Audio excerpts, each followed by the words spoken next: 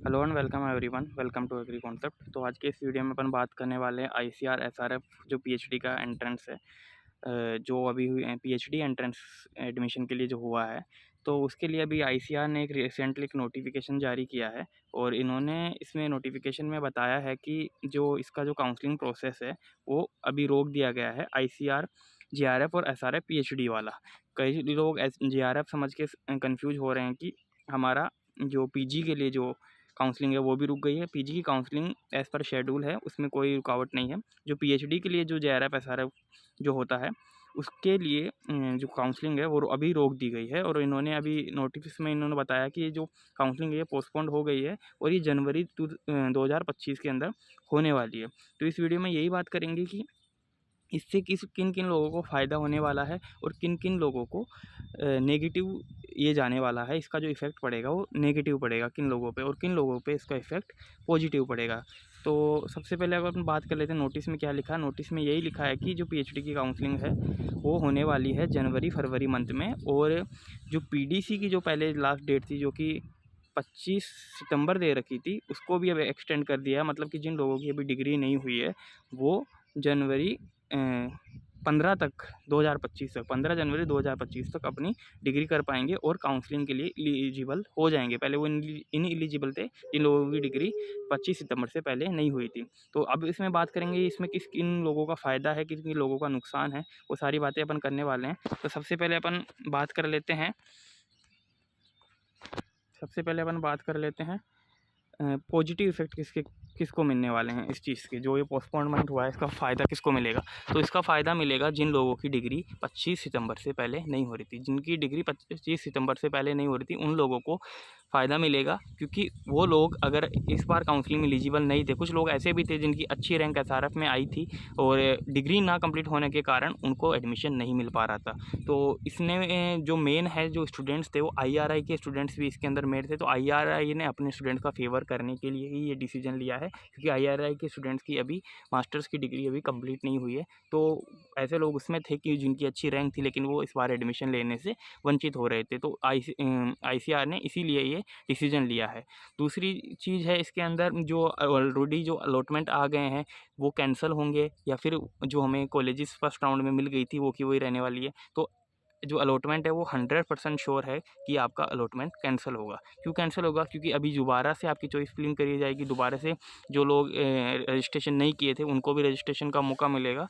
और उससे ये होगा कि जो चॉइस फिलिंग होगी तो उसके अंदर जो कुछ स्टूडेंट्स ऐसे भी थे जिनकी रैंक जैसे मान लो कि आपकी 10th रैंक थी, आपको कोई इंस्टीट्यूट मिल गया है और 7th रैंक वाला या फिर और 3rd रैंक वाला काउंसलिंग नहीं करा पाया था क्योंकि उसकी डिग्री नहीं हुई थी। तो अब क्या होगा, ये स्टूडेंट्स भी एलिजिबल हो जाएंगे इनकी अगर डिग्री हो जाएगी तो। मैं कंफर्म नहीं कर रहा कि इनकी डिग्री 25 तक हो जाएगी, 25 जनवरी 2025 तक, लेकिन अगर हो गई तो ये दो लोग भी उसके अंदर एलिजिबल हो जाएंगे। तो ये एलिजिबल हो जाएंगे तो इसमें इफ़ेक्ट पड़ सकता है कि आपका जो इंस्टीट्यूट आपको पहले मिला था वो आपका चेंज होगा। लेकिन ये तो कंफर्म है कि जो आपका अलॉटमेंट है वो दोबारा से आएगा। जो अलॉटमेंट है वही नहीं रहेगा। सेम अगर दोबारा अलॉटमेंट में आपको कॉलेज मिलती है वो अलग बात है, लेकिन कई बार चांसेस में यही है कि एक दो सीटें होती है, अगर स्टूडेंट्स अगर फ्लक्चुएट होते हैं तो आपका अलॉटमेंट भी चेंज हो सकता है। ये भी आपको ध्यान में रख लेना चाहिए। तो दो चीज़ें हैं, इसका पॉजिटिव इफेक्ट उनको मिल जाएगा जिनकी डिग्री नहीं हुई है, नेगेटिव इफेक्ट उनको मिलेगा जिन्होंने काउंसलिंग में पार्टिसिपेट कर लिया था, अलॉटमेंट आ गया था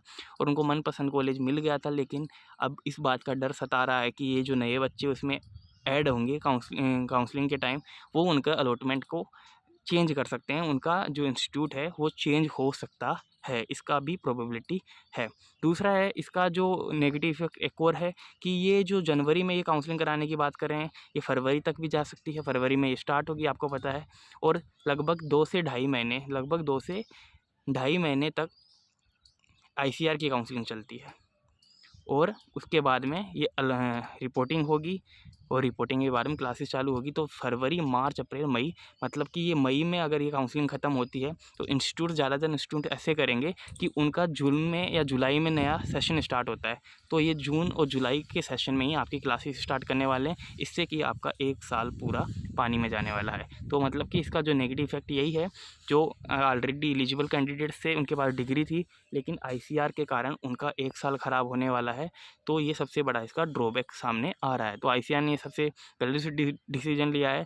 अगर स्टूडेंट्स की डिग्री नहीं हो रही थी तो उसके अंदर आईसीआर या बाकी स्टूडेंट्स की कोई गलती नहीं है। उनका डिग्री सबमिशन लेट हो रहा है या उनका एडमिशन लेट हुआ तो उसके अंदर आईसीआर की कोई गलती नहीं है। लेकिन फिर भी आईसीआर ने ये डिसीजन लिया है तो इसका इफ़ेक्ट ये पड़ेगा काफ़ी सारे स्टूडेंट्स का। जो एकेडमिक सेशन है वो पूरा 1 साल आपका लेट हो जाएगा।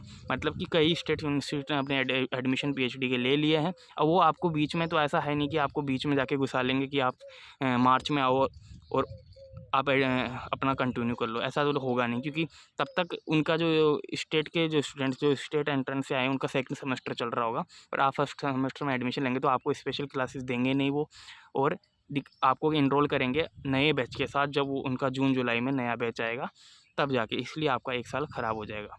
तो ये जो नेगेटिव इफेक्ट इसकी बातें थी, पॉजिटिव इफेक्ट उनको मिलेगा जिनकी डिग्री नहीं हुई, उनको इसी साल एडमिशन मिल जाएगा, अच्छी रैंक आई है उनकी। तो ये बातें थी आईसीआर ने डिसीजन में भी कुछ लोगों के फेवर में भी है और कुछ लोगों के अनफेवर में भी ये चीज़ें जा रही है। तो मिलते हैं नेक्स्ट वीडियो में। अगर आपको और भी कोई जानकारी चाहिए इससे रिलेटेड तो आपको कमेंट बॉक्स में आप लिखिए, और तब तक ले जय हिंद, बाय दोस्तों।